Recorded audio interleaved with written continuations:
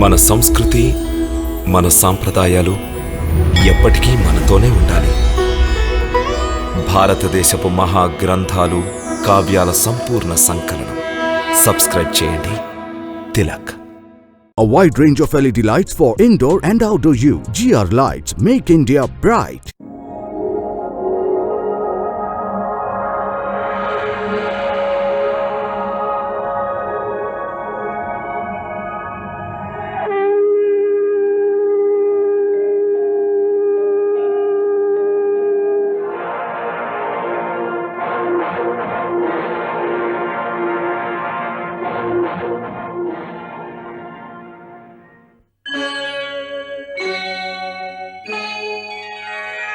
Krishna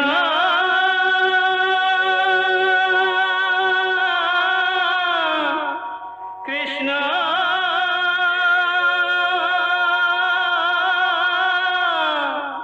Hare Krishna Hare Hare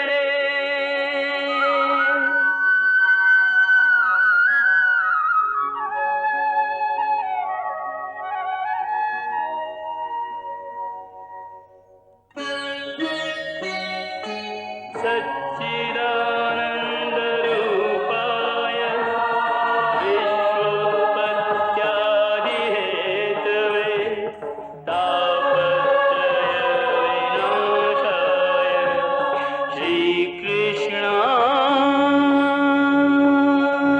वयं नमः।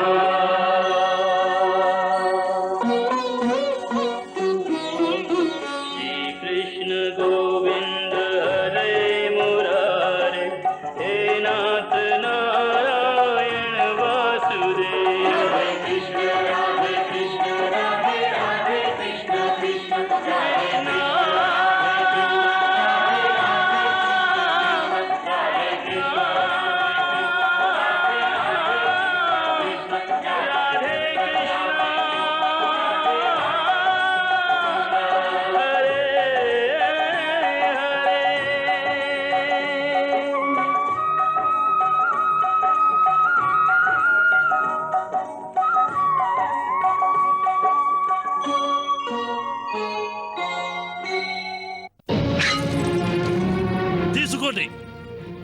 తీసుకోండి తమ చేతుల్లోకి ఈ కరవాలాన్ని. నన్ను సమస్త కౌరవుల్ని సంహరించండి. ఆ పాండవుల చేతుల్లో మరణించడం కంటే పితామహ మేమందరం తమ చేతుల్లో మరణించడం మంచిది. మమ్మల్ని అందరినీ వధించేయండి. లేదు లేదు లేదు దుర్యోధన, ఇక నేను ఈ ఆరోపణను సహించలేను. నీవు సంధిస్తున్న ఈ ఆరోపణ అనే అస్త్రం నా శరీరంలోని అణువణువు తూట్లు పొడుస్తోంది. నా పరిపూర్ణమైన అస్తిత్వం ఈ దుర్గంధంతో అపవిత్రమైపోయింది. నేను దీనిని పవిత్రం చేసుకుంటాను. నేను పాండవుల రక్తంతో నా అస్తిత్వాన్ని పవిత్రం చేసుకుంటాను. గంగాపుత్రుడైన భీష్ముని నేను ప్రతిజ్ఞ చేస్తున్నాను. గంగాపుత్రుడైన భీష్ముని నేను ప్రతిజ్ఞ చేస్తున్నాను. గంగాపుత్రుడైన భీష్ముని నేను ప్రతిజ్ఞ చేస్తున్నాను. నేను పాండవులను వధిస్తాను. ఈ పృథ్వీ స్థలిని నిష్పాండవం చేస్తాను. లేకపోతే నా ప్రాణాలని అర్పిస్తాను. నిష్పాండవం చేస్తాను.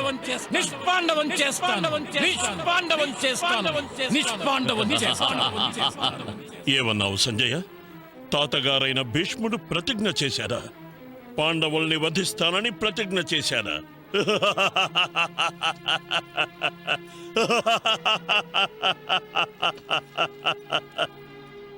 బ్రహ్మాండమే బ్రద్దలు కావచ్చు, కానీ భీష్ముని ప్రతిజ్ఞ మాత్రం భగ్నం కాదు. ఎన్నటికీ భగ్నం కాదు. ఇక ఈ పొడమి నిష్పాండవమవుతుంది. అలాగే నా మృతపుత్రుల ప్రతీకారం కూడా తీరినట్టవుతుంది. అవశ్యం తీరుతుంది. మధుసూదన మధుసూదన మధుసూదన ఏమిటి పంచాలి? ఎందుకింత దుఃఖిస్తున్నావు? నువ్వు విన్నావా మాధవ? భీష్మ పితామహుడు ప్రతిజ్ఞ చేశాడు. ఈ పృథ్వీని నిష్పాండవం చేస్తానని ప్రతిజ్ఞ చేశాడు. ఇప్పుడేమవుతుంది మాధవ? మాధవ, నువ్వు నవ్వుతున్నావా? పితామహుడు పాండవుల్ని వధిస్తానని ప్రతిజ్ఞ చేశాడు. అది తెలిసే నవ్వుతున్నావా? రేపు అధర్మం ధర్మాన్ని ఓడిస్తుంది.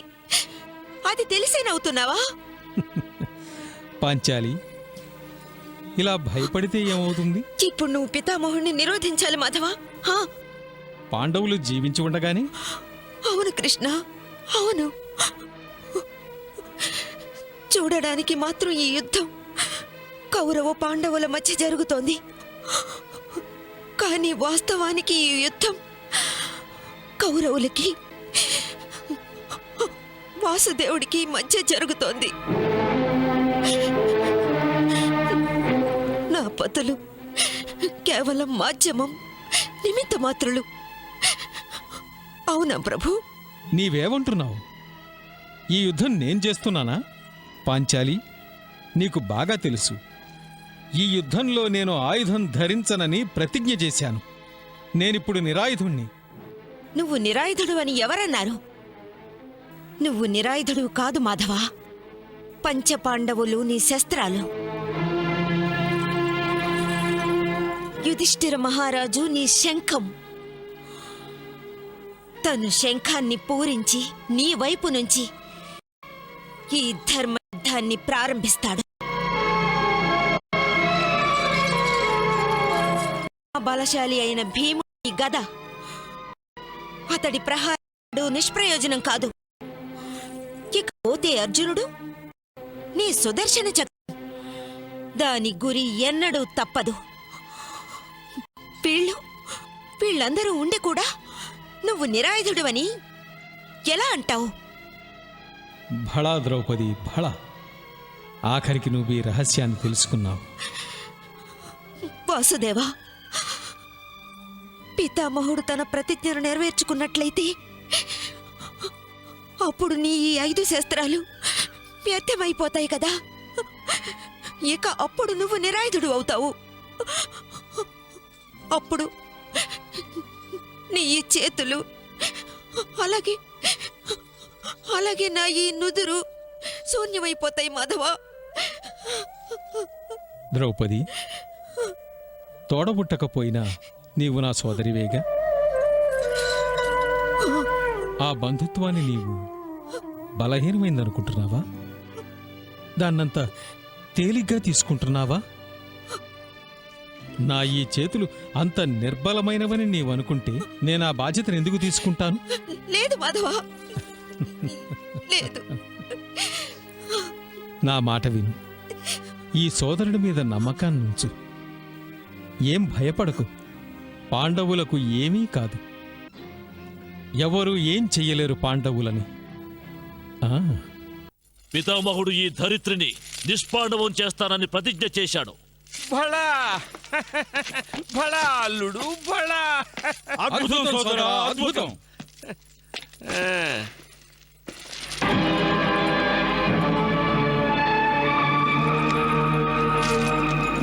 నీవు నాకు ధన్యవాదాలు చెప్పవా అంగరాజా?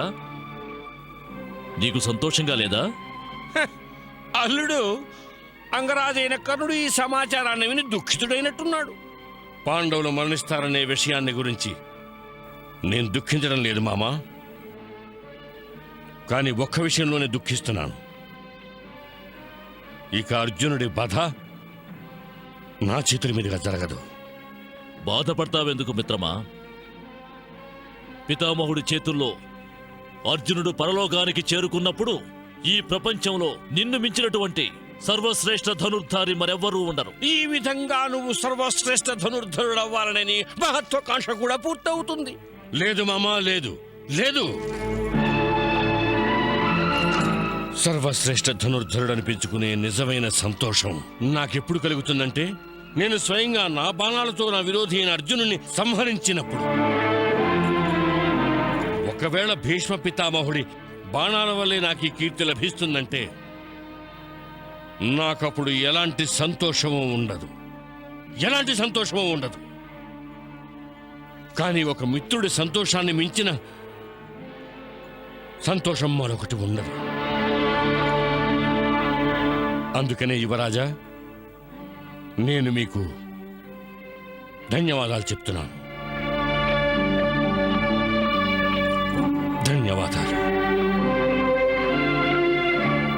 లేదు కేశవ, లేదు. యుద్ధంలో క్రోధపూరితుడైన యమధర్మరాజుని ఆపవచ్చు, వజ్రాయుధుడైన ఇంద్రుని కూడా నిరోధించవచ్చు, గదాధుడైన కుబేరుడు కూడా అవరోధం కలిగించవచ్చు. కానీ ప్రతిజ్ఞాబద్ధుడైన పితామహుని ఏ ఒక్కరూ ఆపలేరు. ఇక ఇప్పుడు ఆయన కేవలం పాండవుల్ని మాత్రమే వధిస్తానని ప్రతిజ్ఞ చేశాడు. మరి ఆయన నిరోధించగల వారు ఎవరున్నారు? నాకేమనిపిస్తోందంటే, ఏ విధంగా దీప పురుగులు అగ్నిరవ్వల వైపు ఆకర్షింపబడి వాటంతటవే అగ్నిలో భస్మమైపోతాయో, అదే విధంగా మనం పితామహుని ఎదిరించి ఆత్మహత్య చేసుకోబోతున్నాం. మధుసూదన, నా కారణంగానే నా తమ్ముడు రాజ్యపాలన చెయ్యలేకపోయారు. సుఖం, శాంతి, ఐశ్వర్యాల వల్ల వంచింపబడ్డారు. పాంచాలి అసహనీయమైన అవమానాన్ని సహించింది. అలాగే నా కారణంగా నా తమ్ముడు వనవాస బాధను అనుభవించాల్సి వచ్చింది. నేడు నా కారణంగానే పితామహుడి ఘాతుకమైన బాణాలకు గురి కావలసి వస్తోంది. వద్దు కేశవ, వద్దు. నా సోదరుడు, నా సహచరుడు, నా సైనికులు నా హితం కోరి ఎందుకు మృత్యులోయలో పడిపోవాలి? లేదు, నేనలా జరగనివ్వను. కేశవ, నువ్వు సాక్షిగా ఉండు. నేడు నా నలుగురు తమ్ముళ్ళని, నా సహచరులందరినీ నా పట్ల వారికున్న కర్తవ్యం నుంచి ముక్తుల్ని చేస్తాను.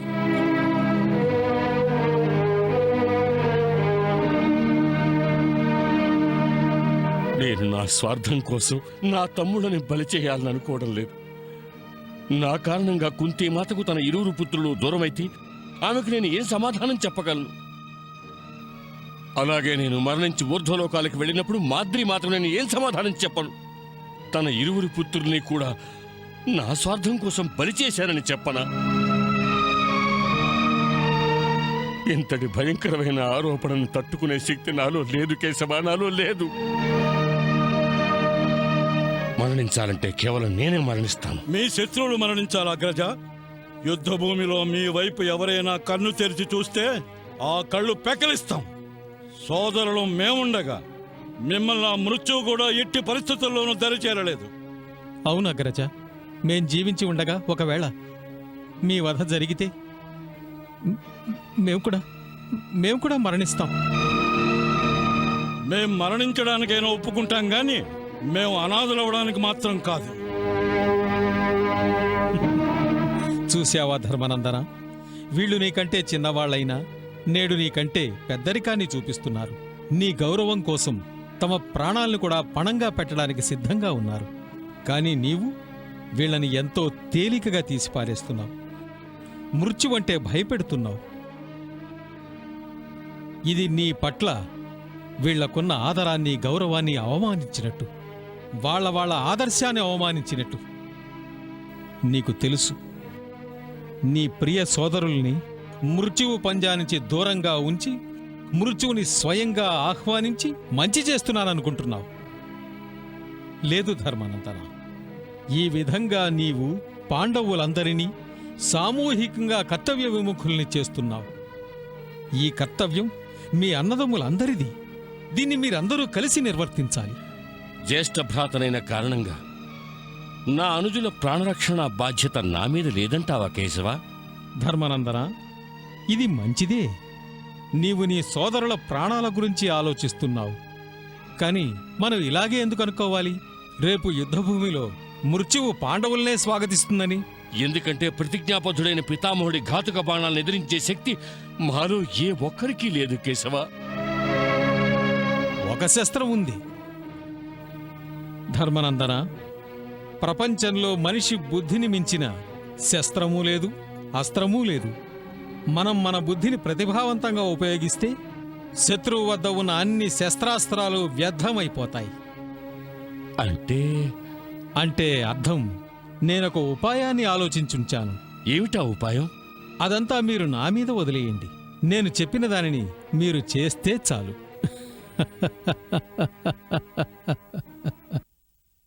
ఓం నమో భగవతే వాసుదేవాయ.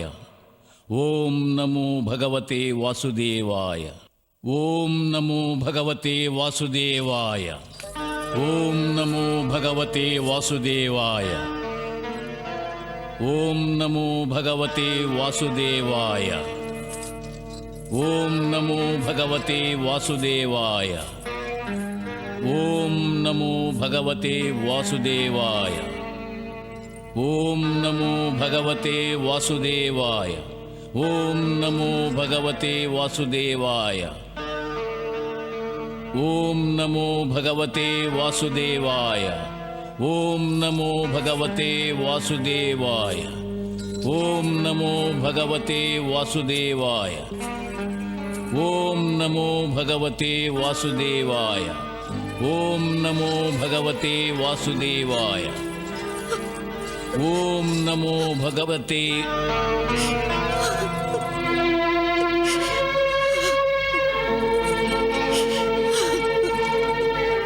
ఎవరు? ప్రణామం పితామహ. శుభమస్తు. నీవెవరు పుత్రి? ఇంత రాత్రి వేళ ఇలా ఏడుస్తూ నా శిబిరంలోకి వచ్చావు? పితామహ, నేను సుమంగళిని.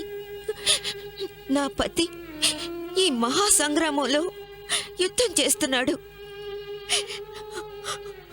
ఆయన ప్రాణాలు సలక్షణంగా ఉండాలని తమ ఆశీర్వాదాల కోసం వచ్చాను. యుద్ధంలో ప్రాణాల్ని పణంగా పెట్టాల్సి వస్తుంది. ఒక క్షత్రానికి ఈ ధర్మం గురించి బాగా తెలుసు. అందువలన మృత్యువు కంటే ముందుగా మృత్యువు గురించి శోకించకూడదు. పితామహ, అయినప్పటికీ స్త్రీ విధవరాలవ్వాలని ఎప్పటికీ కోరుకోదు. అందుకని ఆమె తన పతి ప్రాణాలు సురక్షితంగా ఉండాలని ప్రార్థిస్తుంది. అలాగే తనకి చేతనైనటువంటి ప్రయత్నాలు చేస్తుంది. కానీ నీవు నా వద్దకు ఎందుకు వచ్చావు? ఈ విషయంలో నేనేం చేయగలను? పితామహ, తమరి వాక్కులో సరస్వతి వసిస్తుంది. ఎందుకంటే తమరు ఎప్పుడూ అబద్ధం చెప్పలేదు. అందుకనే నాతో ఒక మహాపురుషుడు చెప్పాడు, తమరి నోటి నుంచి వచ్చిన మాట సత్య దూరం కాదని.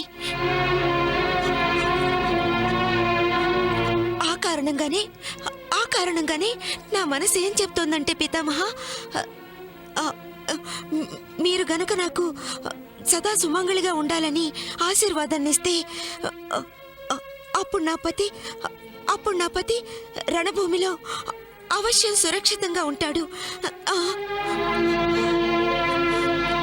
పితామహ, ఆయన యుద్ధాన్ని వదిలిపెట్టి ఇంటికి తిరిగి రావాలని నేను కోరుకోవడం లేదు. ఆయన అవశ్య యుద్ధం చేయాలి. నేను ఆయన సురక్షితంగా ఉండాలనుకుంటున్నాను. అందుకని తమ ఆశీర్వాదం కోసం వచ్చాను. పితామహ ఒక సుమంగళి విధవరాలవ్వకుండా కాపాడండి. నాకు పతిభిక్ష పెట్టండి. నేనెప్పటికీ సుమంగళిగా ఉండాలని ఆశీర్వదించండి పితామహ, ఆశీర్వదించండి.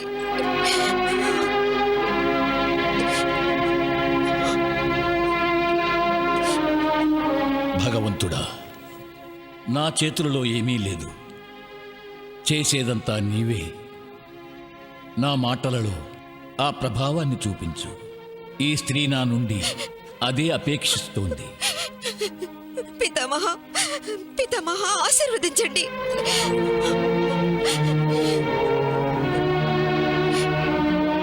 సౌభాగ్యవతీ భవ.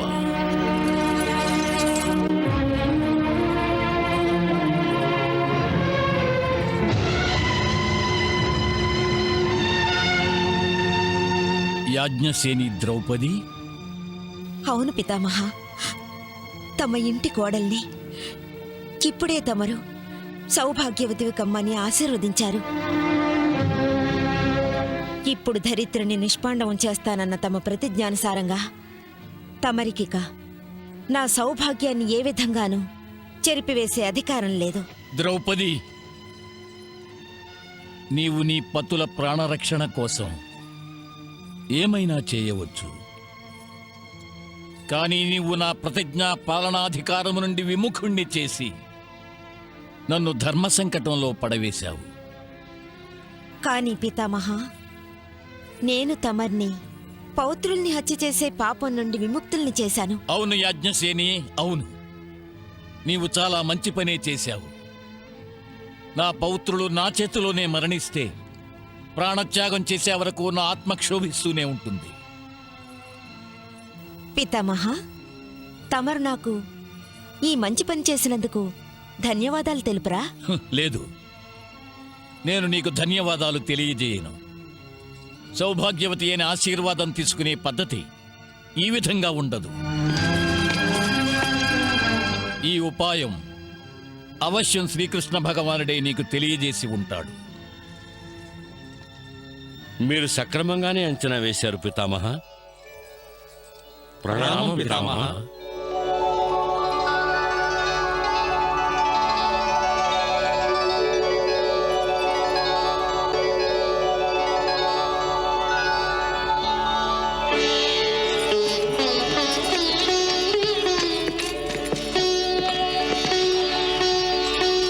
ఆయుష్మాన్ భవ.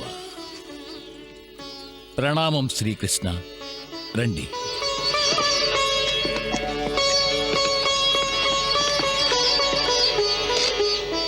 ఆసీనులు కండి శ్రీకృష్ణ.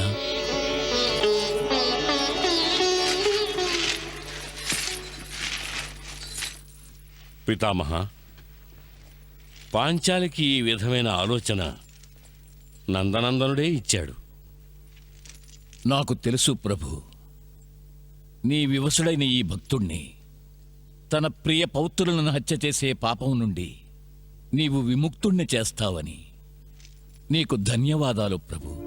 పితామహ, భాగ్యంలో ఏం జరగాలనుంటే అదే జరిగి తీరుతుంది. జరగకూడనిది ఎన్నడూ జరగదు. లేదు ప్రభు. నేను నిన్ను ఒక భక్తుడిగా చూసినప్పుడు నాకు నీలీలలే కనిపిస్తూ ఉంటాయి. నేను ఆవేశంలో ప్రతిజ్ఞ చేశాను. నీ చేత ఈ మహాసంగ్రామంలో శస్త్రాన్ని ధరించడానికి వివసుణ్ణి చేస్తానని. కానీ నేను ఆ పని చేయలేకపోయాను. నేను చేయలేను కూడా. కానీ నీవు స్వయంగా సుదర్శన చక్రాన్ని ధరించి నా ప్రతిజ్ఞ గౌరవాన్ని కాపాడావు. నాకు నమ్మకముంది ప్రభు. ధరిత్రిని నిష్పాండవం చేస్తానన్న నా ప్రతిజ్ఞను, యాజ్ఞసేనికి నేనిచ్చిన ఆశీర్వాదం యొక్క గౌరవాన్ని కూడా నీవే కాపాడుతావని. లేదు పితామహ, నేను మరో మార్గం లేనప్పుడు అప్పుడు నేను సహాయం చేస్తాను. నాకు చాలా బాగా తెలుసు, ఈ సమస్యకి పరిష్కారం తమ వద్దనుంది. ఈ సమస్య వల్ల పాండవులు అందరూ ప్రభావితులవుతారు. అందువల్ల పాండవులందరికీ జ్యేష్ఠులైన తమకి ఈ సమస్యను పరిష్కారం చేసే అధికారం కూడా ఉంది. అలాగే ధర్మనందనుడికి మీరు పాండవ విజయానికి ఏదో ఉపాయం చెబుతానని మాట ఇచ్చినట్టున్నారు.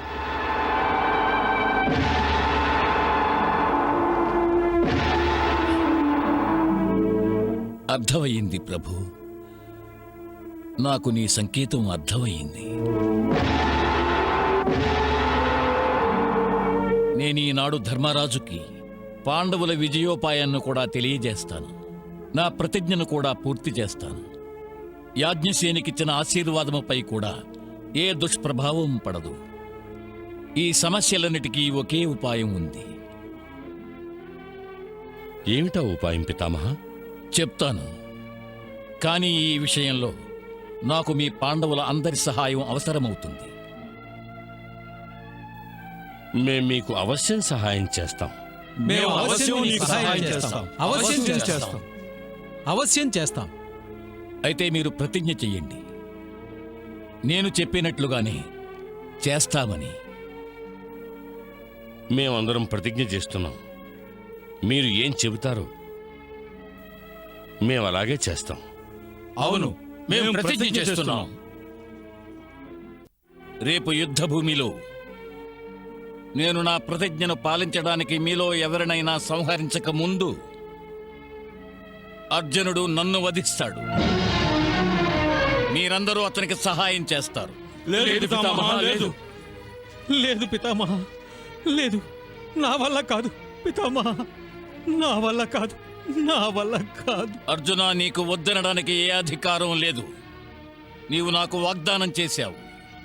అందుకే ఇది నా ఆజ్ఞ, నా అంతిమ కోరిక కూడా. పితామహ, నన్ను చాలా కఠినంగా పరీక్షిస్తున్నారు. పుత్ర, నా అదృష్టమే నన్ను పరీక్షిస్తోంది. నేను ఇంతవరకు అశాంతితోనే బతికాను. ఇప్పుడు నేను శాంతంగా మరణించాలనుకుంటున్నాను. ఇప్పుడు నాకు శాంతి లభిస్తుంది, విశ్రాంతి కూడా లభిస్తుంది. దీనిని కేవలం శ్రీకృష్ణుడు లేదా నీవు మాత్రమే ఇవ్వగలరు. ఎందుకంటే మీ ఇరువురికి తప్ప నన్ను వధించే సామర్థ్యం ఎవరికీ లేదు. నేను ప్రతిజ్ఞ చేశాను, ఈ ధరిత్రిని నిష్పాండవం చేస్తానని, లేదంటే ప్రాణత్యాగం చేస్తానని. ఇప్పుడు నా ప్రాణాలను త్యజించడానికి నేను ఆత్మహత్యా పాపం చేయలేనుగా. నేను గౌరవంగా మరణించడానికి నీవు ఈ అవకాశం కూడా నాకు ఇవ్వవా? కానీ పితామహ, అర్జున, ఇలా నువ్వు కానీ గీని అన్నావంటే నువ్వు నా ప్రతిజ్ఞను నెరవేర్చుకోవడానికి అవకాశం కల్పిస్తావు.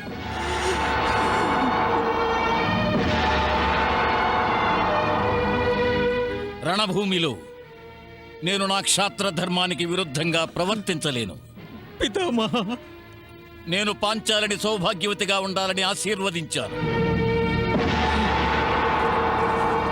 మీరందరూ కూడా నా ఆజ్ఞను శిరసావహిస్తామని ప్రతిజ్ఞ చేశారు.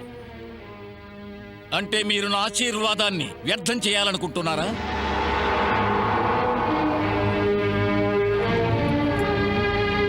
నేను నీకు నన్ను వధించమని ఆజ్ఞనిచ్చాను. నీవు నీ పితామహుని ఆజ్ఞను ధిక్కరిస్తావా? ఇప్పుడు నా మృత్యువు గురించి సంకోచించడం వల్ల ఏ ప్రయోజనం లేదు అర్జున. నా మృత్యువుకు సమయం ఆసన్నమయ్యింది. మీ అందరికీ కూడా బాగా తెలుసు, నేను స్వచ్ఛంద మరణాన్ని వరంగా పొందాను. నేను నా ప్రతిజ్ఞ గౌరవాన్ని కాపాడుకోవడానికి నా ప్రాణాన్ని త్యాగం చేయాలనుకుంటున్నాను. నేను ప్రతిజ్ఞను చేశాను. నేను పాండవులను వధిస్తాను, లేక నా ప్రాణాన్ని త్యజిస్తానని.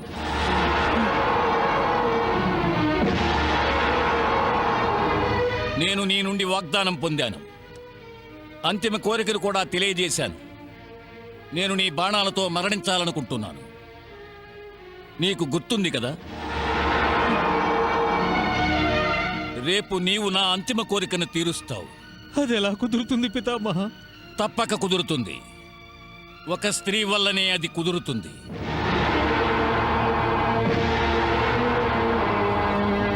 ఈ సమస్యనే సుడిగుండం నుండి ఒక స్త్రీ బయటపడేస్తుంది. ఒక స్త్రీ బయటపడేస్తుందా? అదెలాగా?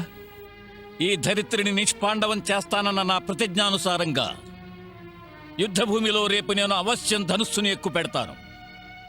కానీ ఒక స్త్రీ ఎదురుగా నేను ఆ పని చేయను. నా శస్త్రాన్ని గురిపెట్టినప్పుడు ఒక స్త్రీ కనపడితే ఆయుధాన్ని విసర్జిస్తాను. సరిగ్గా అదే సమయంలోనే అర్జున, నీవు నీ బాణాలతో నా శరీరాన్ని తూట్లు తూట్లు గావించాలి. కానీ యుద్ధభూమిలో ఏ స్త్రీ అయినా తమ ముందుకు ఎలా వస్తుంది పితామహ? నిత్యము వస్తూనే ఉంది. కానీ తనని మీరు పురుషుడనుకుంటున్నారు. ఆమె మీకు శిఖండిగా తెలుసు. నేను తనని స్త్రీ అంటాను. శిఖండిని అనే పేరుతో తెలుసు. గుర్తుందా? శిఖండిని ఒక స్త్రీ రూపంలో జన్మించింది. తరువాత ఒక యక్షుని సహాయంతో పురుషునిగా మార్పు చెందింది. ఇక అర్జున, శిఖండిని నీవు నీ డాలుగా ఉపయోగించు. నేను ఆయుధాన్ని విసర్జిస్తాను. అంతే. ఆ తర్వాత నీవు నన్ను వధించు. పితామహ, చాలు అర్జున, ఇదే నీకు సముచితమవుతుంది. నువ్వు నన్ను వధించు. చాలించండి పితామహ, చాలించండి. నేను తట్టుకోలేను పితామహ, నేను తట్టుకోలేను పితామహ. వచ్చా, నా మృత్యువు తప్ప నీకు వేరే ఉపాయం ఏదీ లేదు పార్థ. నా మృత్యువుతో ఈ భీకర యుద్ధం ఆగిపోవచ్చు. నా మృత్యువుతో మీ సోదరులందరికీ న్యాయం కలుగుతుంది.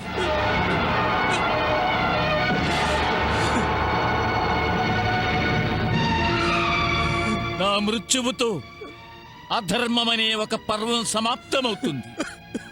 అలాగే నా మృత్యువు వల్ల జూత సభలో నాటిన మౌనంతో ప్రారంభమైన తప్పులన్నిటికీ ముగింపు లభిస్తుంది.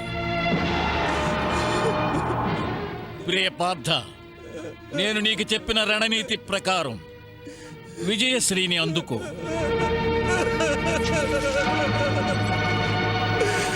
అర్జున, నా ఆశీర్వాదం నీకు సదా తోడుగా ఉంటుంది. విజయీ భవ.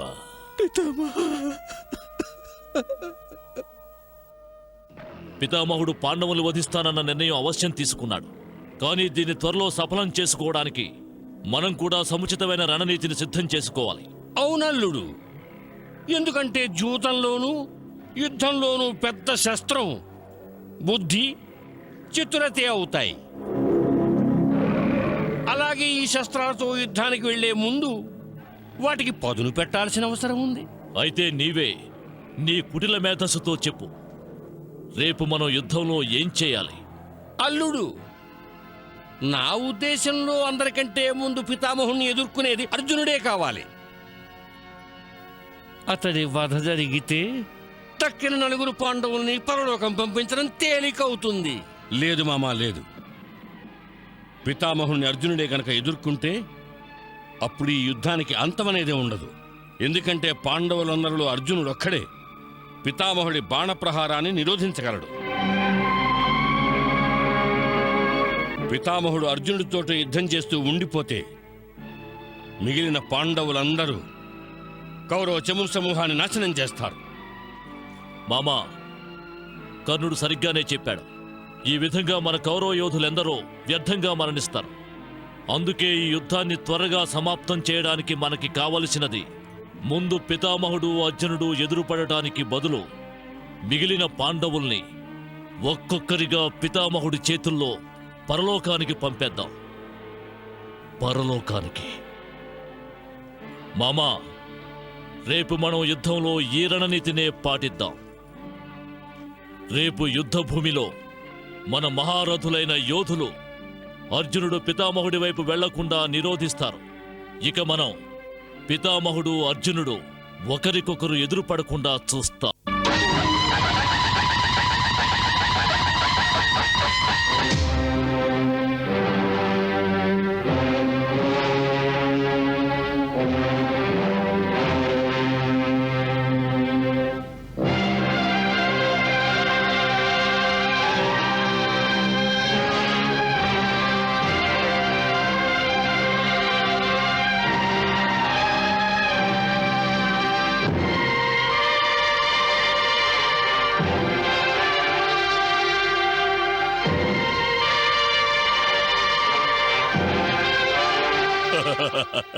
సంజయ, ఇవాళ యుద్ధం ఆరంభం కావడానికి ఇంత ఆలస్యం ఎందుకవుతోంది? మహారాజా, ఆలస్యం అవడం లేదు. కానీ నేడు తమరు ఎంతో ఉత్సాహంగా కనిపిస్తున్నారు. అంతేకాకుండా తమరు సమయానికి ముందే వచ్చారు. అందుకే తమరు ఆలస్యం అవుతోందని భ్రమిస్తున్నారు. ప్రస్తుతం యుద్ధం ప్రారంభం కాబోతోంది. లేదు సంజయ, లేదు. నేడు యుద్ధమే జరగదన్నట్టుగా నాకనిపిస్తోంది. పాండవులు యుద్ధం చెయ్యరు. ఎందుకు మహారాజా? పితామహుడు ఈ ధరిత్రిని నిష్పాండవం చేస్తానన్న ప్రతిజ్ఞను గురించి సమాచారాన్ని గుప్తచరుడు పాండవులకు చేరవేసుంటారు. అందుకని పాండవులు వారితో యుద్ధం చెయ్యడానికి బదులు క్షమించమని వేడుకుంటారు. తమ పితామహుని వధించడానికి నా తమ్ముని తనయులు అంత నిర్దయులు కారు సంజయ. మహారాజా, ఇది కేవలం తమరి కోరిక, తమ మనసులోని ఇచ్ఛ. ఈ యుద్ధాన్ని కౌరవులు యుద్ధం చేయకుండానే గెలవాలని తమ కోరిక. అలాగే ఈ యుద్ధంలో కౌరవులకు ఎలాంటి హాని కలగకూడదని మీరు అనుకుంటున్నారు. కానీ తమ కోరికలకి విరుద్ధంగా యుద్ధం ప్రారంభం కాబోతోంది. శ్రీకృష్ణుడు శంఖనాదం చేయడానికి తన శంఖాన్ని తీస్తున్నాడు.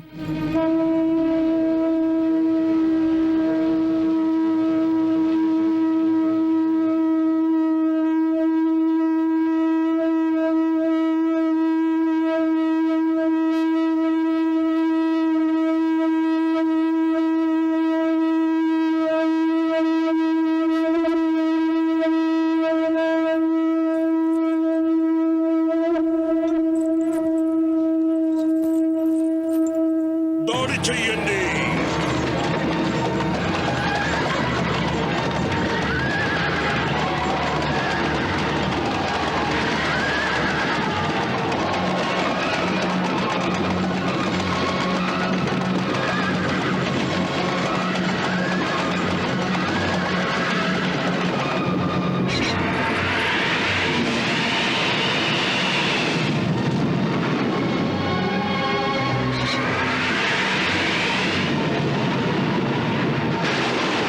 చూడు పార్థ, యుద్ధం ప్రారంభమవుతూనే పితామహుడు ఉగ్రరూపధారణ చేశాడు.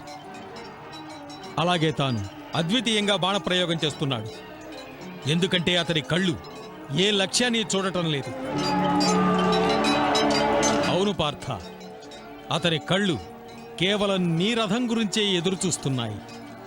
అతని శరీరం నీ బాణాలను స్వాగతించడానికి ఉత్సాహపడుతోంది. అవును కేశవ, నేడా ఘడియ రానే వచ్చింది. ఇన్నాళ్ళు నేనా ఘడియని దాటిస్తూ వచ్చాను.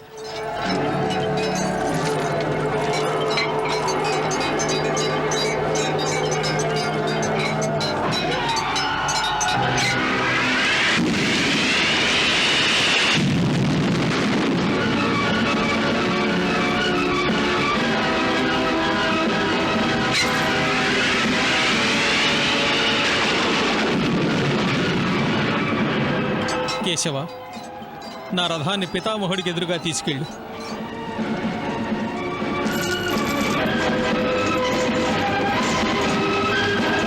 మామా, దుశ్శాసన, శల్య మహారాజా, మనం నిన్న నిర్ణయించుకున్న రణనీతి ప్రకారంగా అర్జునుడికి అవరోధం కలిగించాలి. ఎట్టి పరిస్థితుల్లోనూ అతడు పితామహుడికి ఎదురు పడకుండా ఆపాలి. పితామహుడు అర్జునుడు యుద్ధం చేయడం కంటే ముందు 4 పాండవులు మరణించటం ఎంతో అవసరం. అందుకని వెళ్ళండి. వెళ్ళి అర్జునుడి మార్గాన్ని ఎలాగైనా సరే అడ్డుకోండి. వెళ్ళండి. మంచి మాట చెప్పావు అల్లుడు. పదండి. తమ ఆజ్ఞాగ్రజ, పదండి.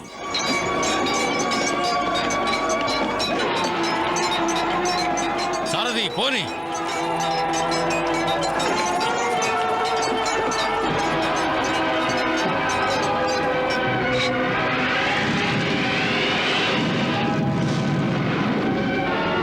పదసారథి.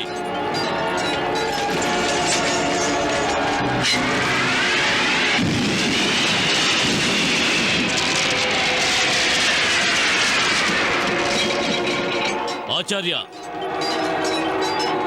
పితామహుడు ధరిత్రిని నిష్పాండవం చేస్తానని ప్రతిజ్ఞ చేశాడు.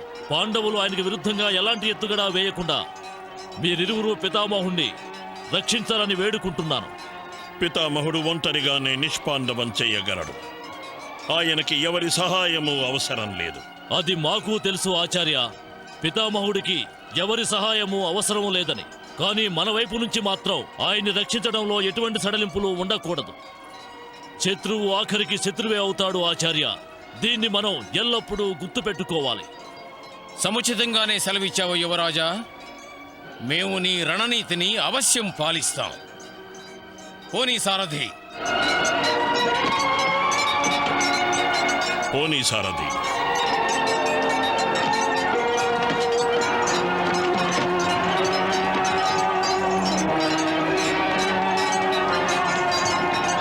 పార్థ, దుర్యోధనుడి ఎత్తుగడను గమనించు. ఈ ముగ్గురు పితామహుడి వద్దకు వెళ్లకుండా అడ్డుకోవడానికి వస్తున్నారు. అర్థమైంది కేశవ. నేను ఈ ముగ్గురుతోటి యుద్ధం చేస్తూ ఉండిపోతే పితామహుడికి తన ప్రతిజ్ఞానుసారంగా అందరినీ సంహరించే అవకాశం కలుగుతుంది. కనుక వీళ్ళని తప్పించి మన రథాన్ని పితామహుడికి ఎదురుగా తీసుకువెళ్ళు. అలాగే పార్థ. అర్జున, పారిపోతున్నావా? రణాన్ని వదిలి పిరికి వాళ్ళ పారిపోవడానికి వచ్చినట్లయితే ఈ యుద్ధ భూమికి ఎందుకు వచ్చావు? మామయ్య, ఎవరి సారథి రణతోరుడవుతాడో అతడు రణభూమి వదిలి పారిపోతాడు. మేము నిన్ను వెళ్ళనివ్వం అర్జున. అర్జున, క్షత్రియ యోధుడు శత్రు ఆహ్వానాలు వింటూనే కంపించిపోతాడు. నువ్వు వెన్ను చూపిస్తున్నావా? ఏమనుకుంటున్నావు అర్జున? మాతో యుద్ధం చేయి, యుద్ధం. అల్లుడు, విశ్వంలోని సర్వశ్రేష్ఠ ధనుర్ధరుడు తన శత్రువుల పిలుపు విని పారిపోతున్నాడు.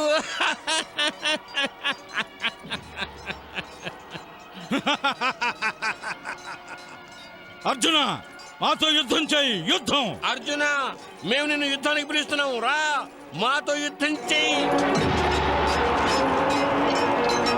మేము నిన్ను యుద్ధానికి ఆహ్వానిస్తున్నాం అర్జున. మాతో యుద్ధం చేయి, యుద్ధం. రా అల్లుడు, రా. నా రథాన్ని ఆపు కేశవ. కేశవ, రథాన్ని ఆపు. అర్జున, వాళ్ళు నువ్వు పితామహుని వద్దకు వెళ్లకుండా కావాలని రెచ్చగొడుతున్నారు. వాళ్ళ గురించి పట్టించుకోవద్దు. అటు చూడు, పితామహుడు అల్లకల్లోలం సృష్టిస్తున్నాడు.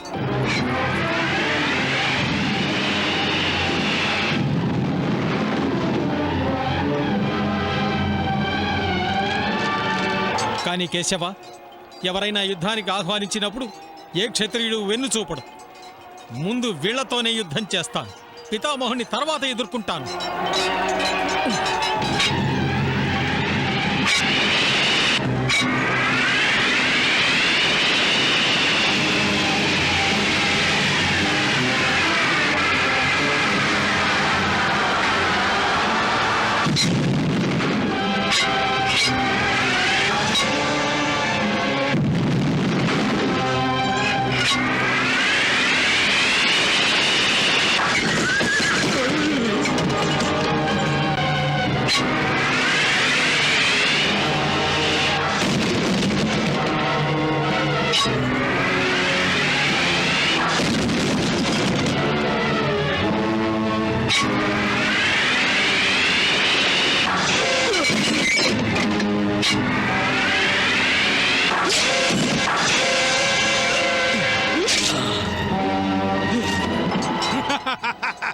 అర్జున, ప్రతి క్షణం విలువైనదే.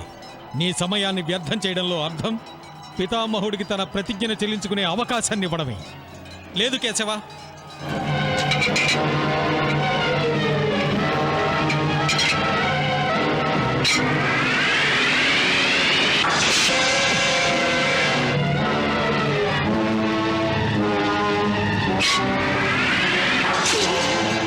సారథి,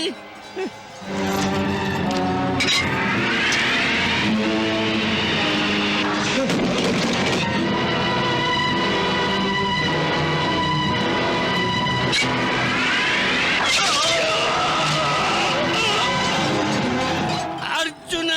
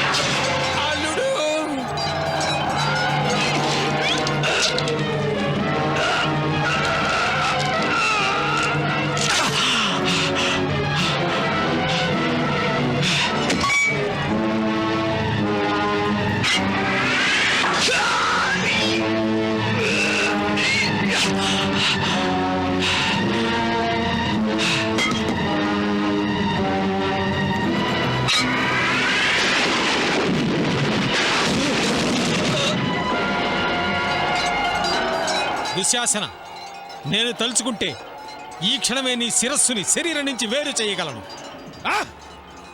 ఈ క్షణమే నిన్ను యమలోకానికి పంపగలను.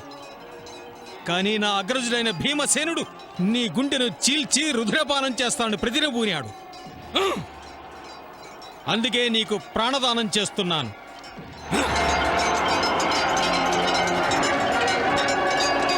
కేశవ, నా రథాన్ని పితామహునికి ఎదురుగా తీసుకువెళ్ళు.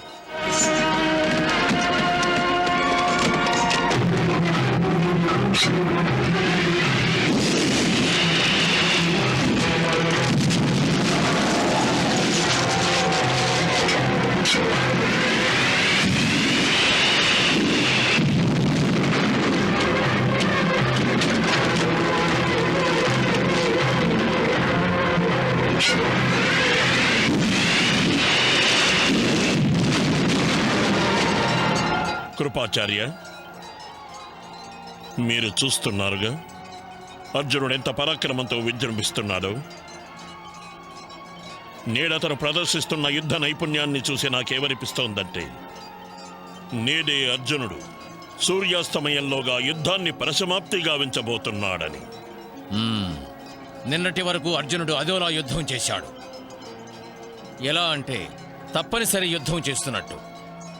నా ఉద్దేశంలో బాణం సంధించడమే తెలియనట్టు చేశాడు.